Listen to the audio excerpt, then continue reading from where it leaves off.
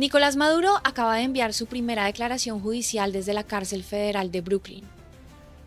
Y lo que solicita resulta tan desconcertante como revelador de su mentalidad. El hombre que durante años negó abogados a presos políticos venezolanos ahora exige que el Estado venezolano costee su defensa legal privada. O en su defecto que el tribunal lo deje en libertad. Así de simple, así de absurdo. Esta jugada legal representa mucho más que una simple petición procesal. Constituye el primer movimiento estratégico de una partida de ajedrez judicial donde Maduro intenta ganar tiempo mientras enfrenta 4 cargos federales gravísimos que podrían mantenerlo tras las rejas de por vida. Pero aquí viene lo verdaderamente sorprendente. La firma de abogados que contrató cobra cifras astronómicas por hora, cantidades que ningún venezolano promedio podría soñar con pagar. La declaración llegó acompañando una moción para desestimar todo el caso presentada por su defensa. El argumento central sostiene que se estaría violando el derecho constitucional de Maduro a contar con representación legal adecuada. En el documento, el expresidente afirma textualmente que designó al abogado Barry Pollack y a su prestigiosa firma para que lo representen durante todo el proceso judicial. Además señala que entiende poseer el derecho de que el gobierno venezolano cubra los honorarios legales. Y aquí aparece la frase más reveladora del escrito. Asegura que no cuenta con recursos propios para costear esa defensa. El mismo individuo que presumía de ganar apenas 2 petros mensuales, que según sus palabras Cilia le gastaba completamente, ahora solicita que millones de dólares del erario público venezolano financien sus abogados. La ironía resulta tan evidente que prácticamente se escribe sola. Pero, ¿qué significa realmente esta maniobra desde el punto de vista legal?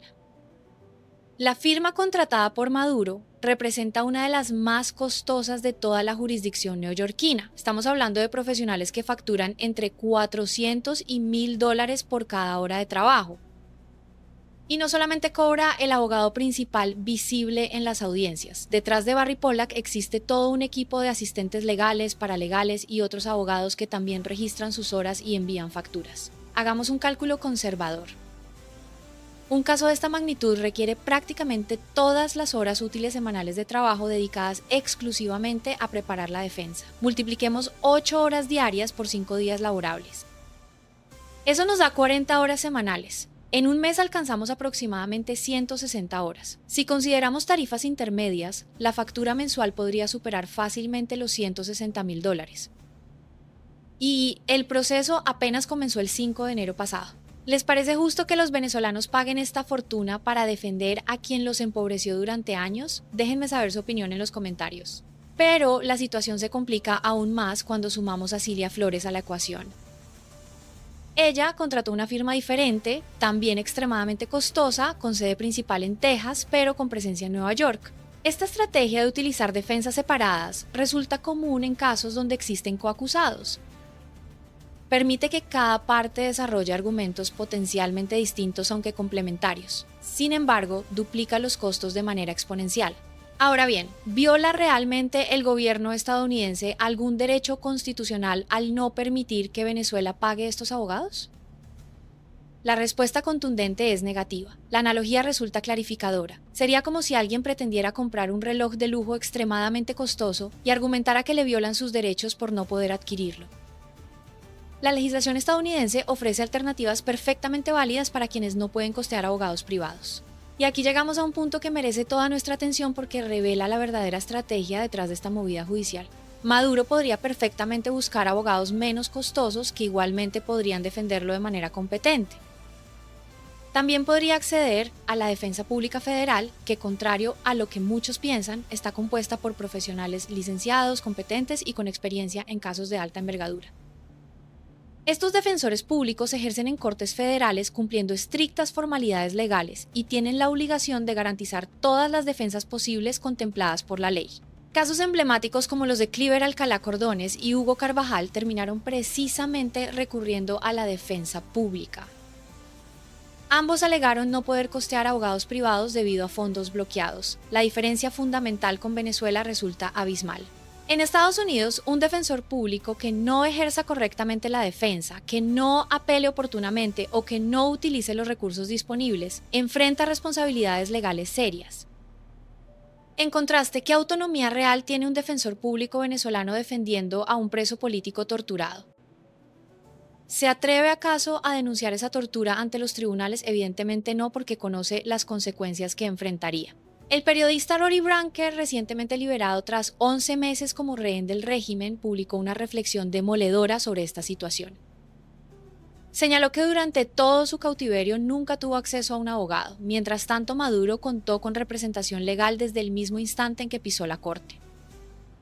Las vueltas que da la vida resultan verdaderamente asombrosas. El mismo hombre que negó sistemáticamente este derecho a cientos de estudiantes y presos políticos ahora reclama que le paguen abogados millonarios. Pero la jugada esconde objetivos mucho más profundos que simplemente conseguir dinero para los honorarios legales. Presten mucha atención a lo que viene. La estrategia busca que la Oficina de Control de Activos Extranjeros, conocida como OFAC, emita una licencia autorizando el pago desde fondos venezolanos. Si esto ocurriera, la defensa argumentaría posteriormente que dicha licencia constituye un reconocimiento implícito de que Maduro sigue siendo presidente legítimo. Porque según su razonamiento, ¿por qué autorizaría la OFAC que Venezuela pague la defensa de un ciudadano común? Únicamente lo haría si reconociera su investidura presidencial. Este reconocimiento alimentaría entonces la moción sobre inmunidad que los abogados preparan presentar próximamente.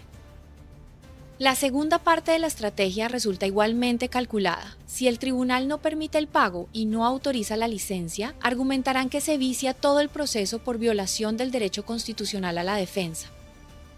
Solicitarían entonces la desestimación completa del caso, impidiendo que avance hacia la fase de juicio. ¿Creen ustedes que esta maniobra prosperará ante un sistema judicial que ha procesado exitosamente a otros dictadores latinoamericanos? La declaración de Maduro incluye una frase particularmente reveladora. Afirma entender que el gobierno venezolano está dispuesto a financiar su defensa legal y espera que efectivamente lo haga. Ese mensaje claramente va dirigido a Delcy Rodríguez y quienes actualmente controlan el aparato gubernamental en Caracas. Continúa señalando que confió en esa expectativa y que no puede permitirse pagar su propia defensa. Finaliza ofreciendo presentar una declaración jurada financiera ante el tribunal para demostrar su supuesta incapacidad económica. Resulta verdaderamente irónico que alguien bajo cuyo mandato Venezuela perdió miles de millones de dólares ahora alegue pobreza personal, pero las ironías apenas comienzan. Recordemos que Maduro arrastra sanciones internacionales desde mucho antes de este proceso judicial. El Departamento del Tesoro estadounidense ordenó hace años el congelamiento de todas sus cuentas bancarias, fondos y bienes que pudiera tener en territorio americano o vinculados con instituciones estadounidenses.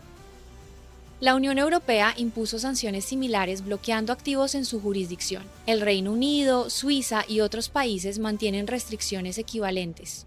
Entonces, si efectivamente posee dinero en cuentas extranjeras o bienes que no pueda justificar, esos recursos permanecen congelados desde hace bastante tiempo. La pregunta obvia surge inmediatamente. ¿De dónde provendrían esos fondos si durante años aseguró ganar apenas 2 petros? El proceso judicial podría eventualmente arrojar luz sobre esta aparente contradicción. Mientras tanto, ¿qué ocurre si los abogados dejan de recibir pagos? Podrían abandonar la causa prácticamente de inmediato. La legislación estadounidense protege el derecho de los profesionales a cobrar sus honorarios desde el momento en que comienzan a trabajar.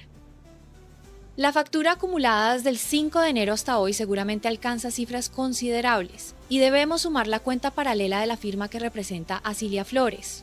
Ahora cambiemos de tema porque tenemos información exclusiva sobre las condiciones reales de Maduro en prisión. El expresidente fue asignado a lo que se conoce como Special Housing Unit o SHU, una unidad de segregación administrativa especial dentro del Centro de Detención Metropolitano de Brooklyn. Esta clasificación implica separación total del resto de la población carcelaria bajo condiciones extremadamente restrictivas. Las características de este confinamiento merecen describirse detalladamente. Maduro permanece 23 de las 24 horas diarias completamente solo en su celda. El espacio cuenta únicamente con una pequeña cama metálica fija anclada al suelo, cubierta por una colchoneta delgada de aproximadamente 7 a 10 centímetros de grosor. Dentro de la misma celda existe un inodoro metálico con un lavamanos incorporado en la parte superior. No dispone de ducha privada. Las duchas ocurren únicamente cuando los guardias la autorizan a salir momentáneamente. Las comidas llegan a través de una rendija en la puerta de la celda. una bandeja metálica con desayuno, almuerzo y cena en horarios estrictamente establecidos. Estas condiciones están reguladas por manuales de procedimiento federales que ningún funcionario puede modificar arbitrariamente. Todo sigue protocolos preestablecidos para presos de alta peligrosidad acusados de delitos graves. ¿Se imaginan el contraste entre el Palacio de Miraflores y una celda de 2 metros por 3 sin ventanas? Transcurrido casi 2 meses desde su detención, resulta posible que Maduro ya esté teniendo alguna interacción limitada con otros presos ubicados en la misma unidad de máxima seguridad. Los reclusos eventualmente obtienen minutos recreacionales para tomar aire libre o ejercitarse brevemente. Durante esos periodos podría coincidir con otros internos del SHU. Sin embargo, la supervisión permanece constante y las interacciones resultan extremadamente controladas. Precisamente sobre comunicaciones surgió una afirmación de Nicolás Maduro Guerra que merece análisis detenido porque presenta serias inconsistencias. El hijo del expresidente declaró públicamente hace días que habló extensamente con su padre por teléfono. Según su relato, Maduro preguntó cómo estaba todo, cómo marchaba la patria, cómo funcionaba el equipo. Supuestamente le transmitió que estaban haciendo exactamente lo correcto y tomando los pasos adecuados. También habría expresado que su tranquilidad descansa en la unidad del pueblo y del alto mando. Fuentes cercanas al proceso judicial indican algo completamente diferente. La comunicación que Maduro mantuvo habría sido únicamente a través de sus abogados, no directamente con familiares. Técnicamente, establecer contacto telefónico directo desde una prisión federal con las características descritas resulta altamente improbable. El manual de procedimientos establece requisitos específicos para llamadas a familiares. Primero, el preso debe recargar saldo en el sistema del Buró de Prisiones Federales utilizando su número de identificación carcelaria. Segundo, debe listar previamente los números telefónicos y nombres de las personas que desea contactar. Tercero, esa solicitud pasa por un proceso de aprobación que puede demorar considerablemente. Cuarto, las llamadas autorizadas duran máximo 10 a 15 minutos diarios. Quinto, toda comunicación con familiares es monitoreada y grabada. Pero existe un obstáculo adicional que hace prácticamente imposible la llamada descrita. Nicolás Maduro Guerra figura como coacusado en la misma acusación federal que enfrenta a su padre. Ambos están señalados por presuntos delitos vinculados al mismo expediente judicial. El Buró de Prisiones difícilmente autorizaría comunicaciones telefónicas entre un preso y alguien que enfrenta cargos en el mismo caso, independientemente del vínculo familiar. Si la llamada resulta inverosímil, el contenido supuestamente transmitido alcanza niveles de ficción que rayan en lo absurdo. Maduro felicitando a Delcy Rodríguez mientras ella encarcela a sus propios testaferros. Pasemos ahora a información que podría complicar dramáticamente la situación legal del expresidente. Fuentes indican que existen investigaciones paralelas en otros tribunales estadounidenses, particularmente en el estado de Florida, que podrían derivar en procesos judiciales adicionales. Actualmente existe una acusación sellada contra Vladimir Padrino López cursando en la Corte Federal del Distrito de Columbia. Este caso aguarda la presentación del acusado para avanzar, pero ya cuenta con la aprobación de un gran jurado. Recordemos que Padrino López aparentemente tiene fecha de salida próxima del Ministerio de Defensa venezolano. Adicionalmente, el caso de Alex Saab podría estar experimentando desarrollos significativos. Aunque recibió un acto de clemencia durante la administración Biden que incluyó perdón condicionado, excarcelación y envío a Venezuela, ese perdón establecía condiciones específicas. Existe información no confirmada oficialmente de que esas condiciones podrían haberse considerado incumplidas, lo que potencialmente reactivaría el proceso judicial en Florida. Este eventual caso involucraría delitos de carácter económico, específicamente presunto lavado de dinero y legitimación de capitales. Tales cargos no guardan conexión directa con las tipificaciones de narcotráfico por las cuales Maduro enfrenta juicio en Nueva York. Constituirían un proceso completamente separado que agravaría enormemente su situación. ¿Pueden imaginar a Maduro enfrentando 2 juicios diferentes en distintos estados estadounidenses? Esa posibilidad resulta cada vez más real. En el Distrito Sur de Florida ya existen personas condenadas y sentenciadas por delitos vinculados a legitimación de activos relacionados con el gobierno de Maduro. Algunos se declararon culpables para acceder a penas menores, otros firmaron acuerdos de cooperación con las autoridades. El caso del Tuerto Andrade representa uno de los más emblemáticos que terminó con sentencia condenatoria. La jurisdicción del sur de Florida mantiene particular fortaleza en materia de delitos financieros y económicos.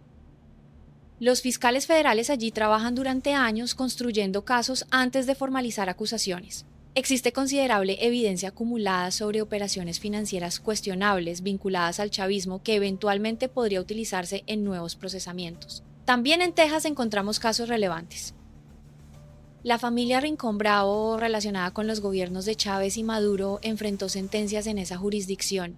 Adicionalmente, existen casos civiles donde se reclaman compensaciones por daños sufridos por personas privadas arbitrariamente de libertad en Venezuela. Estos procesos civiles buscan recuperar dinero de activos estatales venezolanos para indemnizar a víctimas del régimen. Algunos ya avanzaron significativamente, aunque no todos resultan mediáticos o públicamente conocidos. Regresemos al caso principal porque el análisis del expediente revela información crucial sobre las probabilidades reales que enfrenta Maduro. La acusación actual deriva de un expediente cuya primera acusación formal data del año 2011. Esa acusación original no fue contra Maduro directamente, sino contra otra persona vinculada al mismo caso. Esto significa que la investigación tiene aproximadamente 15 años de desarrollo continuo. El escrito acusatorio contiene referencias a hechos ocurridos hace 25 años, demostrando el alcance temporal de las pesquisas realizadas. Para que la Fiscalía formulara cargos tan graves a nivel federal, un gran jurado debió reunirse confidencialmente. Este jurado analizó no solamente el escrito acusatorio, sino todos los elementos probatorios presentados. Verificaron testimonios, pruebas videográficas, fotográficas y documentales. Revisaron informes de la DEA, el FBI y organismos de seguridad de otros países que colaboraron en la investigación. El estándar para aprobar una acusación es causa probable, es decir, probabilidad razonable de que los hechos descritos efectivamente ocurrieron. El gran jurado determinó que existe suficiente evidencia para justificar un proceso judicial completo, que nos indica la estrategia adoptada por la defensa sobre la fortaleza del caso. Maduro renunció expresamente al derecho de juicio rápido conocido como Speedy Trial. Este derecho permite que un acusado exija que su juicio comience en aproximadamente 70 días. Si los cargos fueran inventados o carecieran de sustento probatorio, cualquier abogado competente solicitaría ir a juicio inmediatamente para desmontar la acusación. En cambio, la defensa pidió tiempo. Necesitan meses para analizar el voluminoso acervo probatorio, revisar cada elemento de evidencia, preparar estrategias para contrainterrogar testigos y encontrar debilidades en el caso fiscal. Esto solamente tiene sentido si reconocen que enfrentan un expediente sólidamente construido durante años. La insistencia en el argumento de inmunidad revela igualmente la desesperación de la defensa por evitar llegar a juicio. Los abogados conocen perfectamente la jurisprudencia estadounidense sobre reconocimiento de gobiernos extranjeros. La Constitución otorga exclusivamente al presidente de Estados Unidos, como cabeza del Poder Ejecutivo, la potestad de reconocer gobiernos y jefes de Estado extranjeros. Los tribunales no pueden analizar si esa decisión presidencial resulta correcta o incorrecta, simplemente deben acatarla. El caso de Manuel Noriega estableció precedentes clarísimos. El expresidente panameño alegó inmunidad como jefe de Estado tras ser extraído militarmente de su país. La Corte determinó que el Poder Ejecutivo estadounidense no lo reconocía como presidente legítimo de Panamá. Por tanto, carecía de inmunidades propias de jefes de Estado y debía enfrentar proceso penal como cualquier ciudadano. Fue juzgado, condenado y cumplió años de prisión. La Corte Suprema estadounidense ratificó posteriormente esta doctrina. El poder de reconocimiento pertenece única y exclusivamente al Ejecutivo Presidencial. Los jueces federales deben respetar esa determinación sin cuestionarla. Sabiendo esto, ¿por qué insisten los abogados de Maduro en argumentos que probablemente perderán? La respuesta involucra una estrategia de desgaste temporal. Cada moción rechazada puede apelarse. Cada apelación denegada podría eventualmente llevarse mediante certiorari ante la Corte Suprema. Todo este proceso consume meses, potencialmente más de un año, antes de alcanzar la fase de juicio propiamente dicha. Quien busca ganar tiempo, evidentemente reconoce que enfrentar las pruebas resultaría devastador. Los 4 cargos federales que enfrenta Maduro son extraordinariamente graves. Conspiración de narcoterrorismo con pena mínima de 20 años y máxima de cadena perpetua. Conspiración para importar cocaína con mínimo de 10 años y máximo de cadena perpetua. uso y posesión de dispositivos destructivos con 30 años consecutivos hasta cadena perpetua, conspiración para poseer dichos dispositivos con máximo de cadena perpetua sin mínimo establecido. Algunos medios difundieron que el cartel de los soles había sido removido de la acusación actualizada. Esta información resulta incorrecta. El cartel continúa mencionado en el escrito acusatorio, aunque narrado de manera diferente y con menos repeticiones que en versiones anteriores. También permanecen mencionados las FARC, el ELN, los Zetas y el cartel de Sinaloa. Las actualizaciones de acusaciones constituyen práctica habitual conforme avanzan los procesos. Se optimizan narrativas, se precisa información obtenida posteriormente, se incorporan elementos surgidos de casos relacionados como los de Alcalá Cordones y Carvajal. ¿Qué podría cambiar radicalmente el curso de este proceso? La posibilidad de una declaración de culpabilidad siempre permanece latente. Cuando los acusados finalmente revisan la totalidad de pruebas en su contra, frecuentemente atraviesan un proceso de asimilación. Inicialmente permanecen en negación, gradualmente comprenden la magnitud de la evidencia acumulada, eventualmente calculan que ir a juicio representa un riesgo inaceptable. La ley estadounidense ofrece incentivos significativos para quienes se declaran culpables antes de llegar a juicio. Las reducciones de pena pueden resultar sustanciales. Estos beneficios disminuyen si la declaración ocurre durante el juicio mismo. Por tanto, existe presión natural hacia acuerdos tempranos. El juez determinará la pena final después de que un jurado establezca la veracidad de los hechos acusados. El jurado decide si las afirmaciones del escrito acusatorio ocurrieron sin lugar a dudas. El estándar probatorio resulta mucho más exigente que la causa probable requerida para probar la acusación inicial. Posteriormente, el juez evalúa agravantes y atenuantes para fijar condenas entre los mínimos y máximos establecidos legalmente. La etapa preliminar actual podría extenderse muchos meses, potencialmente hasta un año completo. Luego vendría el juicio propiamente dicho con sus propios plazos. Finalmente, la fase de sentencia. Maduro enfrenta una estancia prolongada en esa celda de Brooklyn antes de conocer su destino definitivo. Mientras tanto, desde Caracas nos llegan declaraciones que confirman el surrealismo absoluto que caracteriza al chavismo. Delcy Rodríguez ahora afirma que Donald Trump es socio y amigo de Venezuela. La misma persona que durante años atacó ferozmente al expresidente estadounidense ahora lo presenta como aliado. Las contradicciones no parecen incomodar mínimamente a quienes actualmente controlan el poder en Venezuela. El espectáculo continúa mientras Maduro permanece aislado en una celda de máxima seguridad solicitando que el pueblo venezolano financie su defensa millonaria. La historia parece escribirse con trazos de justicia poética que nadie habría imaginado posibles hace apenas meses. Continuaremos informándoles cada desarrollo de este caso histórico. Venezuela merece conocer cada detalle de este proceso que podría marcar el fin definitivo de una era. La justicia estadounidense demostró con Noriega que ningún dictador latinoamericano permanece eternamente impune. Maduro enfrenta ahora esa misma maquinaria judicial, construida pacientemente durante 15 años, con evidencia recopilada meticulosamente por múltiples agencias internacionales.